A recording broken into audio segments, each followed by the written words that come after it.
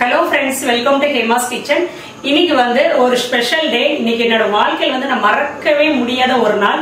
என்னதுன்னா இன்னைக்கு வந்து ஒரு காலேஜுக்கு வைஷ்ணவா காலேஜுக்கு வந்து குக்கிங் காம்படிஷனுக்கு ஜட்ஜா போயிருந்தேன். 2 வருஷத்துக்கு முன்னாடி வரைக்கும் இந்த ஹேமா யாருன்னே தெரியாம ஒரு அழுக்கு நைட்டியை போட்டுட்டு வீட்டுல வந்து சாதாரணமா இருந்துட்டு இருந்தவ வந்து இன்னைக்கு இந்த அளவுக்கு நான் வந்திருக்கிறேன்னா கண்டிப்பா இதெல்லாம் வந்து உங்களால மட்டும்தான் இந்த அளவுக்கு நான் வந்திருக்கிறேன். என்னோட ஃப்ரெண்ட்ஸ் நீங்க உங்க எல்லாத்துக்குமே நான் வந்து இந்த தேங்க்ஸ் சொல்லிக்கிறேன்.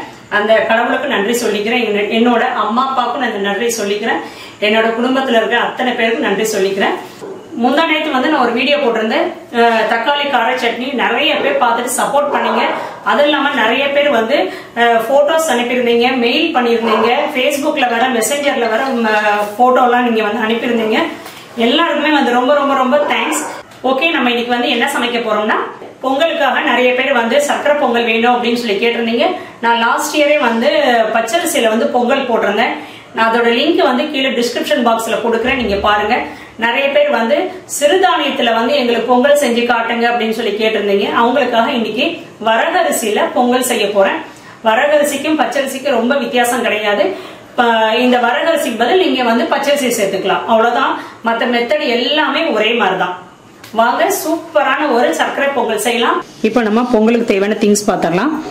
வரகரிசி இப்படிதான் இருக்கும் பாருங்க. இந்த மாதிரி பாசி மாதிரி இருக்கும், கொஞ்சம் அழுங்கலா தான் இருக்கும், அழுக்கா தான் இருக்கும். நீங்க என்ன பண்ணுங்க, பொங்கல் செய்யறதுக்கு முன்னாடி ஒரு ½ அன் ஹவர் வந்து நீங்க ஊற வச்சிடுங்க. ஊற வச்சுட்டு ஒரு 4-5 தடவை நல்லா கழுவிடணும். கழுவுனாதான் இந்த மாதிரி வெள்ளையா வரும். நம்ம வந்து ஊற வச்சாவே தண்ணி வந்து நல்லா டார்க் ப்ரௌன் கலர்ல வந்துடும். ஒரு 4-5 தடவை நல்லா கழுவுங்க, அப்பதான் இந்த மாதிரி கலர் வரும். நான் இந்த கப்ல 1 கப் வரகரிசி எடுத்திருக்கிறேன். அதே கப்ல தான் எல்லாமே அளவு எடுக்கணும். 1 கப்புக்கு 2 கப் வெல்லம். வெல்லம் வந்து பாத்துக்கோங்க, இந்த மாதிரி கொஞ்சம் டார்க் கலர்ல இருக்கணும். இந்த மாதிரி நீங்க எடுத்தாதான் நமக்கு வந்து பொங்கல் வந்து கொஞ்சம் டார்க்கா வரும். இல்லைன்னா கொஞ்சம் எல்லோ கலர்ல இருக்கிற மாதிரி நீங்க எடுத்தீங்கன்னா, இருங்க அந்த வெள்ளத்தையும் காட்டுறேன்.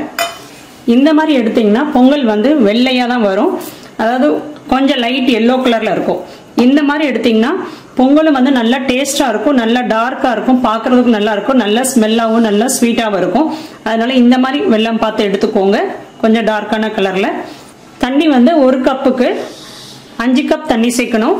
4 கப் தண்ணி எடுத்துட்டு இதே கப்ல 1 கப் பால் எடுத்துருக்கிறேன். ஸோ வந்து 5 கப் ஆயிடுச்சு. அளவு ஒரே மாதிரி தான் பார்த்துக்கோங்க. 1 கப் வரகரிசி, 2 கப் வெல்லம், 5 கப் தண்ணி.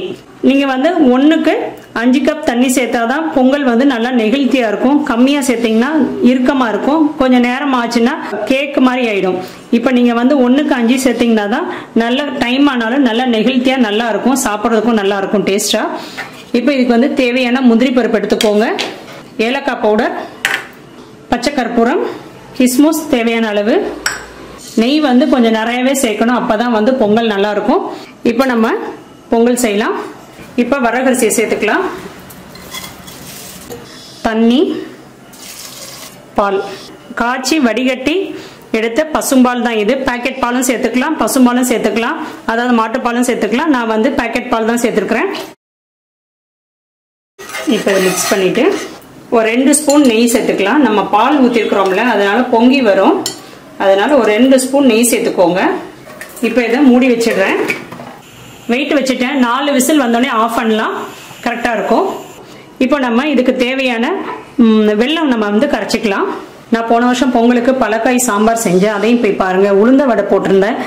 நான் அதோட லிங்க் எல்லாம் வந்து கீழே டிஸ்கிரிப்ஷன் பாக்ஸில் கொடுக்குறேன், நீங்கள் போய் பார்த்துக்கோங்க. இப்போ வெல்லம் போட்டாச்சு. தண்ணி வந்து நிறைய சேர்க்க வேண்டாம், ஒரு 1/2 டம்ளர் மட்டும் ஊற்றினா போதும். வெல்லம் வந்து கரைச்சிட்டு நீங்க அப்படியே சேர்க்கக்கூடாது, ஃபில்டர் பண்ணிட்டு ஒரு பாகுபதம், அதாவது உருட்டி நமக்கு பால் மாதிரி பிடிக்க வரணும். அந்த அளவுக்கு வெல்லம் வந்து பதம் வந்ததுக்கு அப்புறம் தான் நம்ம வந்து பொங்கல்ல சேர்க்கணும். நீங்க அப்படி சேர்த்தீங்கன்னா பொங்கல் வந்து அவ்வளோ டேஸ்டா இருக்கும், அந்த பாகு ஸ்மெல்லோட ரொம்ப நல்லா இருக்கும். ஓகேங்களா, இது ஒரு பாயிண்ட் எடுத்துக்கோங்க. பாருங்க எவ்வளவு டார்க்கா வருது பாத்தீங்களா, இந்த அளவுக்கு டார்க்கா இருக்கணும். வெல்லம் வந்து நான் 2 கப்பு சேர்த்துக்கிறேன். நீங்க வந்து இனிப்பு ஜாஸ்தி நினைச்சீங்கன்னா 1க்கு 1.5 கூட சேர்த்துக்கலாம், அது உங்களோட இஷ்டம் தான். நீங்க வந்து வெல்லம் வந்து பதம் இல்லாம, நீங்க அந்த பால் பதத்துக்கு இல்லாம சும்மா கரைச்சிட்டு அப்படியே நீங்க சேர்த்தீங்கன்னா பொங்கல் வந்து லேசா வந்து நீர்த்து இருக்கிற மாதிரி இருக்கும். இந்த மாதிரி பால் மாதிரி அந்த பதத்துக்கு வந்ததுக்கு அப்புறம் நீங்க சேர்த்தீங்கன்னா பொங்கல் வந்து ரொம்ப நல்லா இருக்கும். நான் பொங்கலுக்கு நிறைய ரெசிபிஸ் போடணும்னு நினைச்சேன். எனக்கு வந்து வரிசையா உடம்பு சரியில்லாம இருந்தனால என்னால எதுவுமே போட முடியல. அப்புறம் இந்த மாதிரி வெளியே வேற போக வேண்டியிருந்தது, அதனால எதுவும் போடல. பொங்கலுக்கு கிளீனிங் வேலை வேற நிறைய இருக்குது. ஒரு 10 நாள் எதுவுமே கிளீன் பண்ணலையா, ரொம்ப டஸ்ட் ஆயிடுச்சு. அதனால கிளீனிங் வேலையெல்லாம் பார்க்க வேண்டியிருந்துச்சு பொங்கலுக்கு. இப்ப பாருங்க நல்லா கரைஞ்சிடுச்சு பாத்தீங்களா. இப்ப இதை நம்ம ஃபில்டர் பண்ணிட்டு திரும்ப இதுலயே சேர்த்து நம்ம கொதிக்க வைக்கலாம். இப்ப இதை ஃபில்டர் பண்ணிக்கிறேன். இப்ப திருப்பி இந்த வெல்லத்தை இதுல சேர்த்துக்கிறேன். இப்ப இதுல 1 ஸ்பூன் நெய் சேர்த்துக்கிறேன். இந்த வெல்லத்துல நீங்க வந்து நெய் சேர்த்துக்கிட்டீங்கன்னா நமக்கு வந்து பொங்கலே வந்து ஒரு ஷைனிங்கா இருக்கும். இப்ப எப்படி இருக்குன்னு பார்க்கலாம். இன்னும் எடுக்கிறதுக்கு முடியல, ஒரு பால் மாதிரி உருட்ட வரணும். இன்னும் அந்த மாதிரி வரல. இந்த வெல்லம் காயும் போதே அவ்வளோ ஸ்மெல்லு. அதாவது இது வந்து டங்கு பதம்னு சொல்லுவாங்க. நம்ம வந்து ஒரு சில்வர் பாத்திரத்துல போட்டோம்னா டங்குன்னு சத்தம் வரணும். இன்னும் கொஞ்சம் கையில எடுக்க முடியுது, ஆனா உருட்டுறதுக்கு முடியல. 10 செகண்ட் இருந்தா சரியா இருக்கும். இப்ப எடுத்து பார்க்கலாம். ஓகே, இப்ப வந்துடுச்சு பாருங்க. ஆஃப் பண்ணிக்கிறேன். நல்லா உருட்ட வந்துடுச்சு பாத்தீங்கல்ல. நான் ஒரு தட்டில் போட்டு காட்டுறேன் பாருங்க. இந்த மாதிரி சத்தம் வரணும். இந்த மாதிரி இருந்தாதான் பொங்கலுக்கு வந்து நல்லா இருக்கும். இப்ப நம்ம அரிசியை நம்ம ஆஃப் பண்ணிடலாம். இப்ப நம்ம முந்திரி பருப்பு தாளிச்சுக்கலாம். நெய் வந்து ஒரு 50 கிராம் அளவு சேர்த்துக்கிறேன். கொஞ்சம் நிறையவே சேர்த்துக்கோங்க, பொங்கல் நல்லா வாசமா இருக்கும். முந்திரி பருப்பு ரொம்ப கலராக விட்டுறாதீங்க. இப்போ நம்ம இந்த கிஸ்மிஸ் சேர்த்துக்கலாம். கிஸ்மிஸ் உப்பி வர்றதுக்கும் முந்திரி பருப்பு கலர் மாறி வர்றதுக்கும் கரெக்டாக இருக்கும் டைம். இப்போ இதை ஆஃப் பண்ணிக்கிறேன். குக்கர் ஓப்பன் பண்ணி பார்க்கலாம் எப்படி இருக்குன்னு. இன்னொன்று சொல்ல மறந்துட்டேன், பாசிப்பருப்பு நான் சேர்க்கல. உங்களுக்கு பாசிப்பருப்பு வேணும்னா இதில் வந்து ஒரு 2 ஸ்பூன் மட்டும் நீங்கள் சேர்த்துக்கோங்க, வறுத்து சேர்த்துக்கோங்க. எனக்கு வந்து அந்த பாசிப்பருப்பு சேர்க்காம செய்யலாம் அப்படிங்கிறதுக்காக நான் சேர்க்கலை.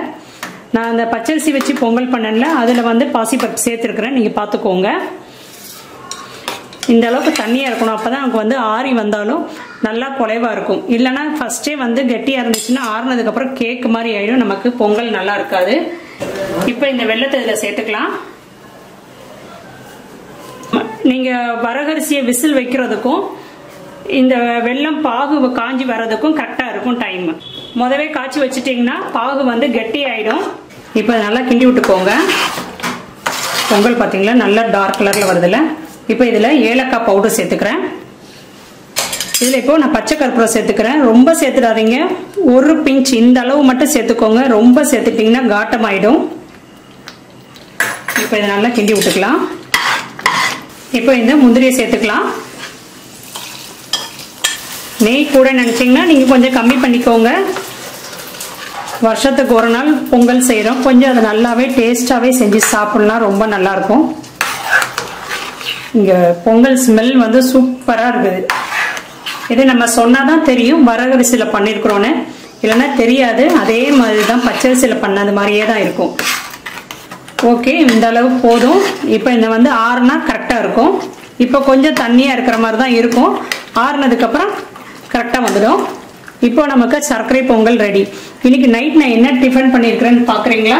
காலையில காலேஜ் போயிட்டு வந்து 5 மணிக்கு தான் வந்தேன். அதுக்கப்புறம் தான் வந்து இந்த பொங்கல் பண்றேன். நைட்டு 10 மணி ஆயிடுச்சு. இப்போ இனிமேல் தான் சாப்பிடணும். காலிஃபிளவர் குருமா, தோசை பாருங்க. இப்போ இதை டேஸ்ட் பண்ணி பார்க்கலாம் எப்படி இருக்குன்னு. இவ்வளவு கஷ்டப்பட்டு செஞ்சுட்டு டேஸ்ட் பண்ணாம இருந்தேன் இப்படி. இப்போ இந்த பொங்கல் நீங்க இப்படி நீங்க சாப்பிட்டீங்கன்னா ஒரு 4-5 வாய் சாப்பிடும் போதே உங்களுக்கு திகட்டிடும். அதுக்குதான் நம்ம சின்ன பிள்ளைல இருக்கும் போது நம்ம அம்மாங்கெல்லாம் கொடுப்பாங்க. கோவிலுக்கு எல்லாம் போனா பொங்கல் வச்சுட்டு கூடவே ஒரு தேங்காய் பீஸ் வச்சு கொடுப்பாங்க. அப்போ இந்த பொங்கலுக்கும் இந்த தேங்காய் பீஸுக்கு வச்சு சாப்பிடும் போது நமக்கு திகட்டாது, டேஸ்ட் ரொம்ப நல்லா இருக்கும். நிறையவே சாப்பிடலாம். சூடா இருக்குது, செம்ம டேஸ்ட்டுங்க. இப்ப தேங்காவையும் சேர்த்து சாப்பிட்றேன். அடி தூள் சூப்பரா இருக்கு டேஸ்ட். எங்க வீட்டுல வந்து எல்லாம் ரெடியா இருக்கிறாங்க இந்த வந்து பொங்கல் எடுத்து சாப்பிடுறதுக்கு. வாசம் வந்து ஜம்முன்னு இருக்குது. நீங்களும் செஞ்சு பாருங்க. செஞ்சு பார்த்துட்டு கமெண்ட்ஸா சொல்லுங்க எப்படி இருக்குன்னு. இந்த ரெசிபி உங்களுக்கு பிடிச்சிருந்துச்சுன்னா, அதாவது இந்த வரகரிசி சர்க்கரை பொங்கல் ரெசிபி உங்களுக்கு பிடிச்சிருந்துச்சுன்னா என்னோட சேனலை மறக்காம சப்ஸ்கிரைப் பண்ணிக்கோங்க. எல்லாருக்கும் விஷயம் ஹாப்பி பொங்கல். நாளைக்கு வேற ஒரு வீடியோல உங்களை வந்து நான் பாக்குறேன். இல்லைன்னா பொங்கல் கழிச்சு வந்து நான் மீட் பண்றேன். ஏன்னா பொங்கலுக்கு வந்து நிறைய கிளீனிங் வேலையெல்லாம் இருக்குது. நிறைய பேர் கேட்டுட்டு இருக்கிறீங்க கிவ் அவே வந்து வின்னர்ஸ் யாருன்னு கேட்டுட்டு இருக்கிறீங்க. நாளைக்கு சனிக்கிழமை ஃபுல் வேலை இருக்குது. செல்ஃப் எல்லாம் ஃபுல்லா கிளீன் பண்ண வேண்டியிருக்குது. உங்க வீட்டுல இருக்க மாதிரிதான் எனக்கும் கொஞ்சம் வேலைகள் இருக்குது. அதனால சாட்டர்டே சண்டே தான் என் பொண்ணு வீட்டுல இருக்கிறா. அவளை வச்சுதான் நான் எல்லா வேலையும் நான் முடிக்கணும். சண்டே போடுறேன்,